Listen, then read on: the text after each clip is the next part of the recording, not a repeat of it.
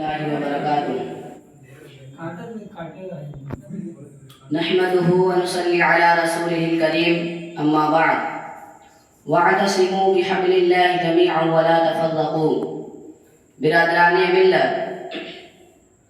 مسلمانوں کی موجودہ زندگی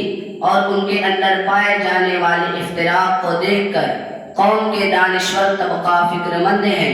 کہ مسلمانوں میں کس طرح وہ مثالی اتحاد پیدا کیا جائے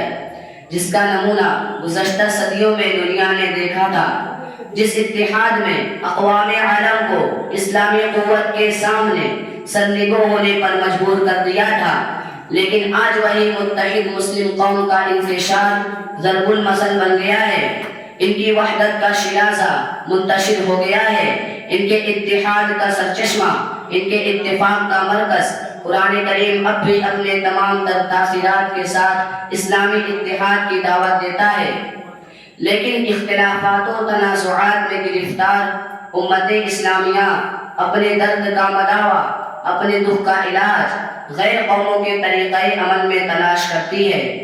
لہذا مغربی افکار و نظریات سے متاثر دانشوران قوم جب اتحاد امت کا نسخہ پیش کرتے ہیں تو عالمی پیمانہ پر گفتگو کرتے ہوئے کہتے ہیں کہ آج وقت آ گیا ہے کہ ایشیائی مسلمان متحد ہو جائیں، آج عرب کے مسلمان متحد ہو جائیں، ہندوستان کے مسلمان متحد ہو جائیں، اور اگر اتحاد کا دائرہ ملکی پیمانے پر ہے، علاقائی پیمانے پر ہے تو پھر کہا جاتا ہے کہ یو پی کے مسلمان متحد ہو جائیں، بہار کے مسلمان متحد ہو جائیں، فلاں ضلع کے مسلمان متحد ہو جائیں۔ گویا علاقائیت کی بنیاد پر اتحاد کی بات کی جاتی ہے، یا نسل اور ذات پات کی بنیاد پر اتحاد کی بات کی جاتی ہے، یا پھر زبان کو اتحاد کا معیار بنایا جاتا ہے۔ کبھی مسلک کی بنیاد پر اتحاد کی بات ہوتی ہے، کبھی عقائد کی بنیاد پر اس کی کوشش ہوتی ہے۔ برادران ملت، اسلامی اتحاد قائم کرنے کے لیے بے شمار تنظیمیں ہیں۔ آئے دن ملی اتحاد کا نعرہ بلند کر کے ایک جماعت وجود میں آ جاتی ہے، کوئی تنظیم قائم ہو جاتی ہے، زور و شور سے کانفرنسیں ہوتی ہیں،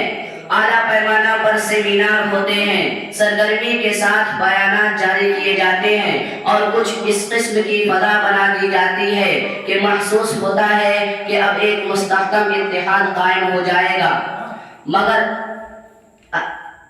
لیکن عملی طور پر کسی اتحاد کا وجود نظر نہیں آتا۔ البتہ ایک جماعت وجود میں آ کر افتراق میں اضافہ کر دیتی ہے،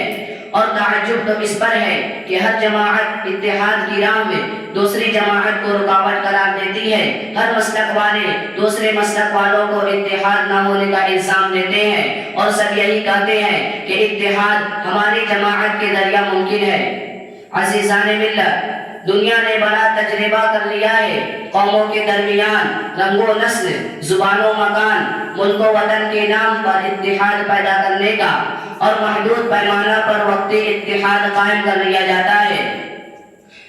لیکن یہ اسلامی اتحاد نہیں، یہ تو نسلی و قومی اتحاد ہے۔ یہ کیسا اتحاد ہے کہ سندھی متحد ہو کر مہاجر مسلمانوں کو تہہ تہہ کرے؟ یہ کیسا اتحاد ہے کہ عرب متحد ہو کر غیر عرب مسلمانوں کو حقیر سمجھے؟ یہ کون سا اتحاد ہے کہ شیخ متحد ہو کر انصاریوں کو حقارت سے دیکھے، سید متحد ہو کر شیخوں کو حقیر جانے؟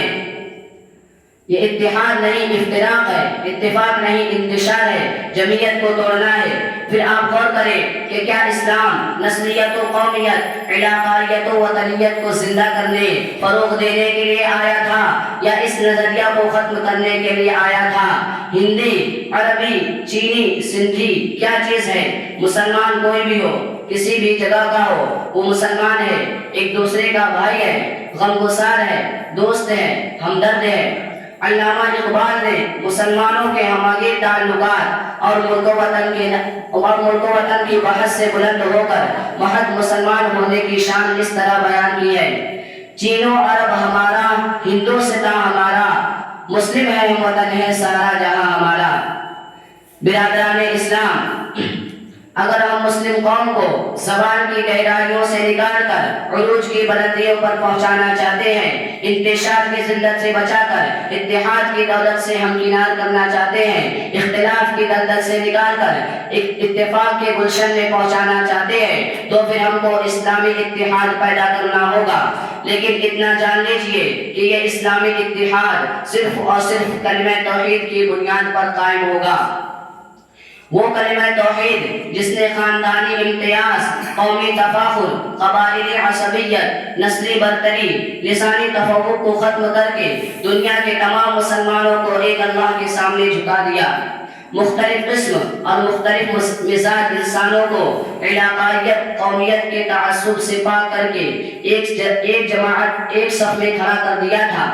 آپس میں بھائی بھائی بنا دیا تھا۔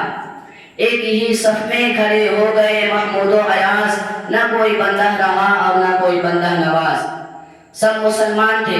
سب بھائی بھائی تھے، سب ایک ماں باپ کی اولاد تھے، نہ کوئی عربی تھا نہ کوئی عجمی، نہ کوئی ہندی تھا نہ کوئی چینی، بلکہ ایسا اتحاد تھا کہ بلال و خباب، یاسر و سلمان، ابو بکر و عمر، عثمان و علی، انصار و مہاجر، مکی و مدنی، تمیمی و خزاعی سب ایک صف میں کھڑے دکھائی دیتے تھے۔ ایسا جامع معاشرہ اور اتنا عظیم اتحاد تھا جو لا الہ الا اللہ محمد رسول اللہ کی اساس پر وجود میں آیا تھا، اور جس نے دنیا کو زندگی گزارنے کا درس دیا تھا کہ متحدہ نظر، متحدہ فکر کیسی ہوتی ہے۔